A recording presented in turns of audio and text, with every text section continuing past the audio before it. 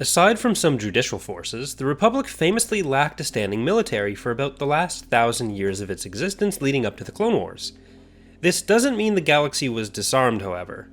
Instead of being one central military, this meant there was a heavier reliance on individual systems or sectors or even corporations having their own militaries, albeit with some limits imposed by what were called the Ruusan Reformations, which basically meant you couldn't have a super large, super powerful ship that was also able to roam the galaxy. There was limits on armaments, on hyperdrives, and especially on size for armaments and hyperdrives.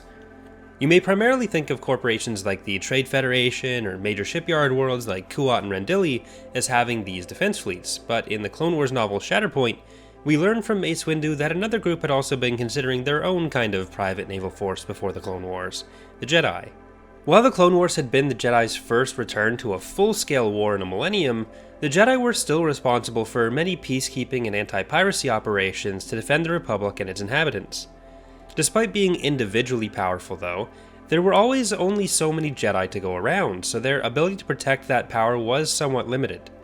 At Naboo, Obi-Wan, Anakin, and Qui-Gon got some experience fighting the Trade Federation's Droid Starfighters, and with the Stark hyperspace conflict, which was a war 14 years before Naboo that covered a small area, in which I should probably do a video on, they also had some experience both fighting with and against those same Droid Starfighters.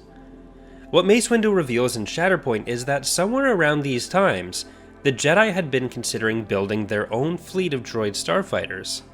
With these, much like with the other private defense forces built up around the galaxy at this time, they'd hope to more effectively fight off pirate raids and protect convoys of freighters, rather than solely relying on escorts by the Jedi themselves.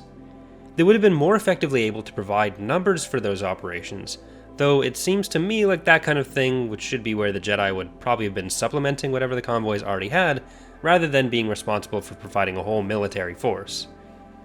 There was one simple reason though, which Mace points out, that prevented the Jedi from following through on this. Because, according to him, droids are stupid. Mace uses this to misidentify friends and foes for the droid starfighters during the battles of Harun Kal. He basically captures two allied gunships to the droids and then uses those gunships to fire on a couple of the droids. Then, because these were marked as allies, the droids turn around and start fighting what were actually their allies. They weren't able to think critically about the situation. Obviously a drawback that the Jedi would have wanted to avoid for obvious reasons.